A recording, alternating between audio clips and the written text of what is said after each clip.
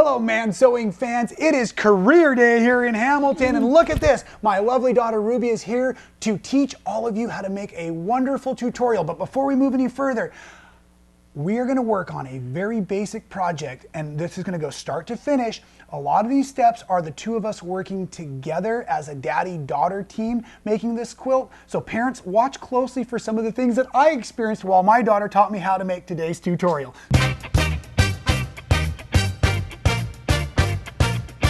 So Ruby, take it away, my love. Okay. What are we making? We're making a quilt to go along with our ruffle, which is in another video, and this is our doll bed all together, in which we used a plastic bin on the bottom, which has a lot of like doll clothes and food and stuff like that for her. All of your doll accessories. Yep. But we're going to focus in this tutorial on? The quilt. The quilt it is. Okay, so why don't you hold this? Okay, I'll move this out of our way. She'll take another little nap down there for us while we're ready. So this is the quilt we're going to work on, and we did use pre-cut fabrics because I'm not a giant fan of rotary cutting with small children yet. She's not small, but I just don't want her to grow up. So there we go. So we used pre-cuts 5-inch squares, and are you ready to show them how to do the layout? Yes. Okay, so let me move this again for you. And we did a 5x6. Good point.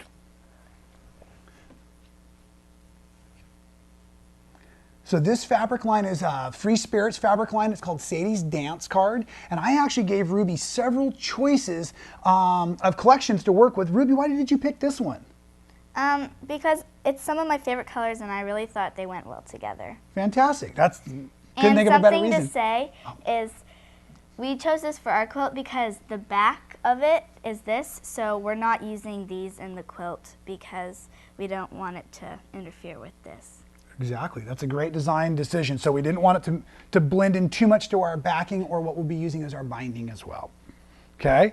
So Ruby went ahead and put together a 5x6 layout. You can tell I'm having a hard time letting her be the star today. When you were doing your layout, was there anything special you were looking for? Well, not putting like two of the same fabrics together because they put it with, there's two of each in a layer, so you would never want to just put two besides each other. So you're saying that these may be too similar? Yeah. Got it. Now, you're also saying that in your pre-cut pack, not all pre-cuts are this way, but in her pre-cut pack, she had multiples of the fabrics. So she didn't want to make them match up, I think is what we worked hard on. And do you have a favorite fabric in this whole set? This one is my favorite fabric. Right. Okay. And why? Because it's my favorite color. It's as easy as that, quilt makers. You fall in love with it and you use it. Now, I personally like that print because it brings all the elements of the dots and the flowers together, but that's because I've been studying design for a lot of time. So it's a fantastic line. Thanks again, Free Spirit. So if you've never made a quilt before, she's putting together the design here. What is, well, I'm sorry, I got carried away. The first step was the pre-cutting, so this was all cut. So what is step 2 if you're building a quilt? Putting the cubes or squares together. Okay. Is there a trick to that? Right sides together. Okay. That. Fantastic, because if you put your right sides with the printed sides together, it'll hide the seam. Okay, are you going to do it on the sewing machine? Yes. Fantastic. She's using a 1/4 inch seam allowance, whether she knows it or not. I put an edge guide on my machine so that she just has to park the fabric up against the edge guide, so it's very easy for her to stay accurate.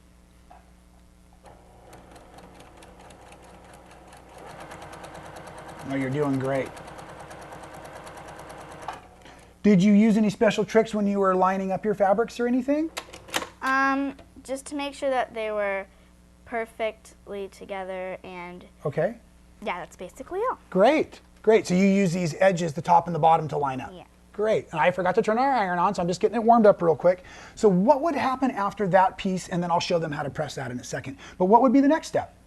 Then you just keep on adding on. Any old way, or do you have to keep it in order? Well, you just, so you have this, and then you just put the next one on top, and you just keep on sewing that until you have your row together, and then you just sew the rest of the rows, and then after that, you put the 2 rows together and sew those, which we're going to show you. Here, why don't you get those parts ready real quick. Now, here's one of my teaching tips. remember, a lot of us parents know so much about quilting, we forget some of the basic steps. So what we did is we just took a big space and I let Ruby work through piece by piece by piece. I didn't make her stack it into piles and number the rows or columns or anything like that.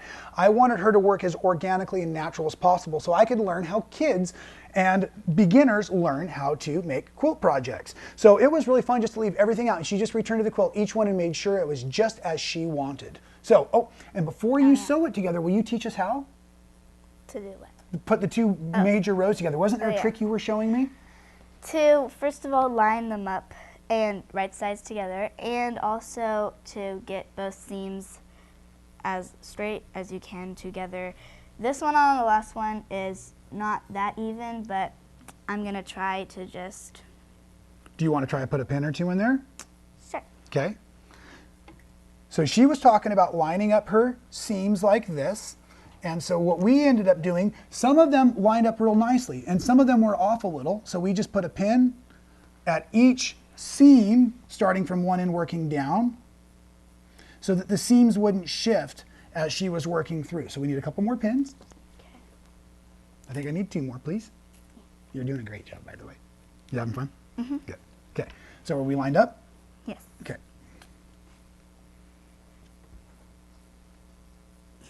And so what she was talking about is this seam has gone a little further, but we can cheat that in a little. And sometimes that just comes from how we piece with our pre-cuts too. Ouch, and I just poked myself. Okay, be careful. Those pins are obviously sharp today. Okay, so she's going to start up on one end again and start putting her rows together.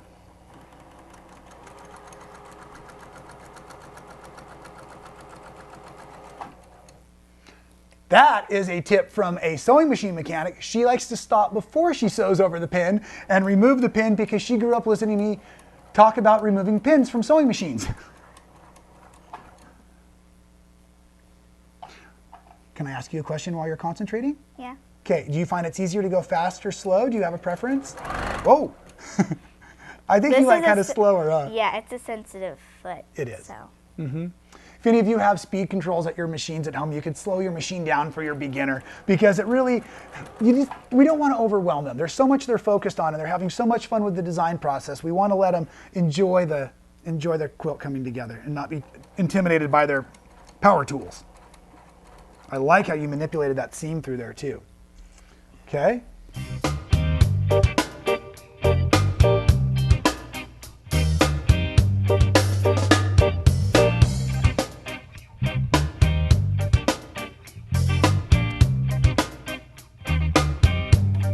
Okay, looks good. Dad, we still have to iron it. Oh, that's right. We forgot to show them the ironing earlier too, didn't we? Because I was waiting for the iron to warm up. So here we have our 2 squares. This is one of my favorite pressing tricks. Okay, I come from the machine with both of my right sides still together. Okay, and then what I do is I line my iron inside, and that kind of helps set that seam, and then it presses it right over that way.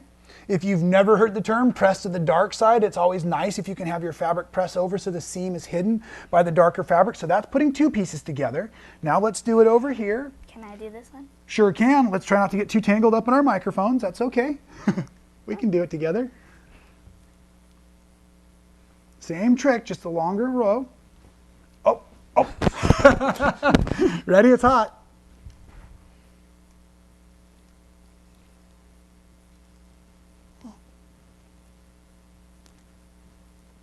Looking good.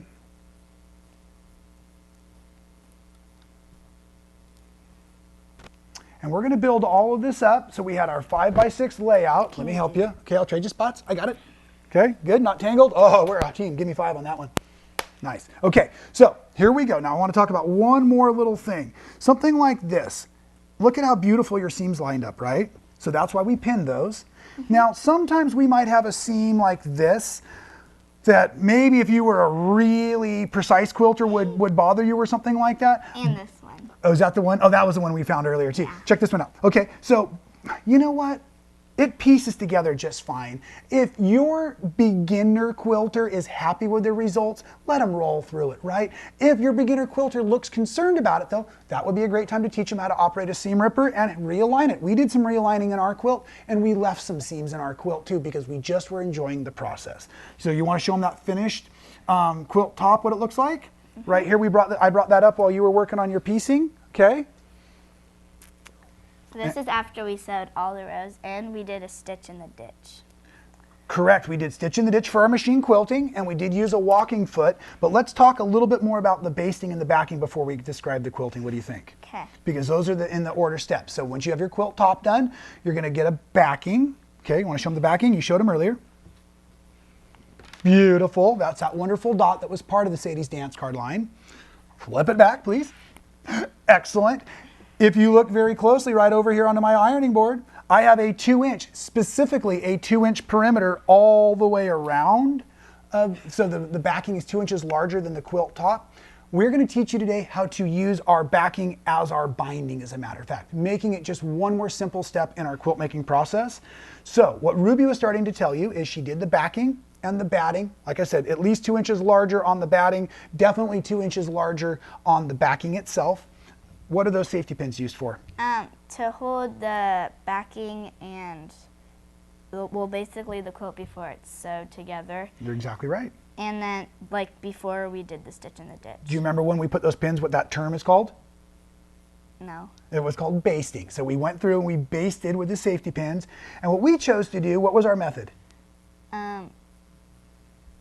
We started in the middle and then we did every other one. That's exactly right. And we right. just smoothed it out and then we put the pin in. So she really remembers that, because we did. We would work with our hands to make sure we pressed it out, smoothed it out nice, put a pin in every other square that holds all the layers. And then this device is called a walking foot, and it rides on your machine if you don't have one built in already. And what it does is it helps all the layers stay together, because we did stitch in the ditch, and that term is where we lay our thread for our machine quilting in the actual ditch or in the seam allowances. And there's another trick to that. Do you want to teach them the trick to how to do stitch in the ditch? You want me to do it? What's the trick? I forgot. I'll tell you, then you tell them. Okay. I went up, actually she did all the sewing on these projects. She went up one end this way and then came, ready, take over? And then I came down these ways. So I would go up and then I would turn it around and then I'd go down and then I'd go up. That's exactly right. Why did you do that? To make it easier. Correct, and to keep things from shifting around so that everything finished nice. There was one last thing we did, is we also stopped about 1/4 of an inch back from the edge of the quilt all the way around, because we need to trim this batting out of the way. Are you ready to trim the batting out of the way? Mm-hmm. Okay, so that actually really requires a couple of people. If you're working it as a team, it's easier, maybe is what I'm trying to say. So she's already got her hands ready. Here, let's slide it a little bit closer to me so it's easy for me. Okay, she's gonna hold the backing away from my scissors. I'm going to take the batting and keep it off of her fingers. Those are 2 important tips, ladies and gentlemen. And now, you're clear? Mm-hmm. I'm slightly pulling the batting out of the quilt top as I go, and I'm just scissor trimming this. Now, I have done this method before where I fold it back when I'm working by myself, and I rotary cut the batting out of the way, but you have to be very cautious. Having Ruby's hands here keeping that backing safe from my scissors is very, very helpful. So we trim all 4 sides of the batting out of the way, and then we're going to prepare to teach you how to do the fold for the self-binding. Do you want to show them how to do that? Yes. Okay, so what are they going to do first after we trim all the extra batting out? So you just take the back and you fold it over once to the edge of the quilt. I got that side. And then you just fold it on top of it, and then you just sew along the edge. That's right. Where did you put your needle when you were sewing along the edge? I know you're going to show them here in a second, and so we can show them how to do the corners. Like right here. Right on the edge, right? Yes. Was it hard? No. I didn't think so. Okay, let me trim this batting out of the way. We'll be right back at the sewing machine for you. So we're at the sewing machine and we're ready, but I wanted to say that we put in some pins so that we can hold Binding? It's called binding? So we can hold the binding together to the quilt so we can sew it easily. Yeah. Yeah, Easy. Those pins are going to make it more organized. So. Yeah. Okay, so you ready to start sewing? Yeah. Sure. And I'm going to stop Ruby at the corner so we can show the cameras a little bit better angle of how we're going to handle this corner. But we're going to show you how to do a binding, a miter. So she's sewing right along the edge, and you're going to come to about 1/4 of an inch. Let's not cheat too much. I'm going to get my hands in here so don't stitch me in. I want you to stop right about there for me. Right about where that white stripe gets white again. Okay, and stop. Now, at this point, you would normally do this all at the machine, but go ahead and cut your threads, please. Thank you. I want to show you how we came up with this fold, and sometimes it's easier for me to show you if it's not in the sewing machine itself. So you can see the stitch line. She's used some matching threads. So again, matching threads makes it a little easier on a beginner because they don't have to worry so much if it shows or not. It was double folded, so the first fold on the corner becomes a miter style fold or a 45, right? Then what we're going to be able to do is do the fold like we showed you on the first setup. So we folded it over. But then when we bring it this way, would you get me a couple more pins ready, please? Once we bring it this way, we have this wonderful miter over here. So we're going to take a pin at this moment because I'm not doing it at the machine. I'm going to pin it for her to make it easy. But normally we do that as we're approaching on the corner. So let's go ahead and come around here.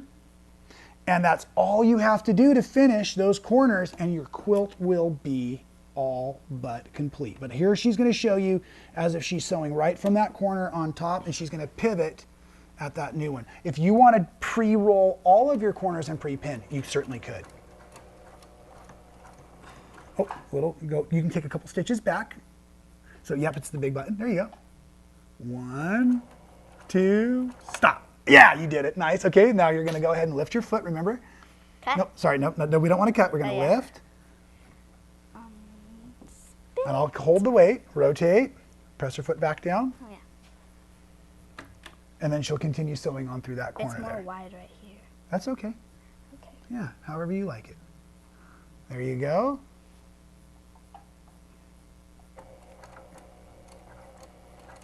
We chose the 2-inch because it's a little wider than average, and it actually made it so much easier to handle with our fingers in there. And a lot of it, like I said, was really, Ruby did all of her sewing of her quilt all by herself with just a little instructions from across the room. So I was very pleased with how well she did. Okay, fantastic. Let's do this here. And I tell you what, why don't you tell everybody your favorite part of making this quilt real quick? My favorite part was probably doing the stitch in the ditch. And why did you like the stitch in the ditch so much? Because I felt that I was really good at it, and it was really fun because I was actually using the thread that's basically close to my favorite color. So. Right. Well, and I want to say I felt like she was very good at the stitch in the ditch too. She took it nice and slow. She kept her hands spread to keep that seam wide open, and it really turned out lovely. We're very proud of the quilt we've made here. The doll is incredibly comfortable underneath it. She tells us every morning when she wakes up. And we are so excited to have Career Day happening, and you'll have to check out our doll bed, skirt, and ruffle coming up real soon. We'll catch you next time at Man Sewing. Give me a high. Nice. What's a high five? That was a hug and 5 at the same time. Yeah, now we're going to have a blooper reel for that.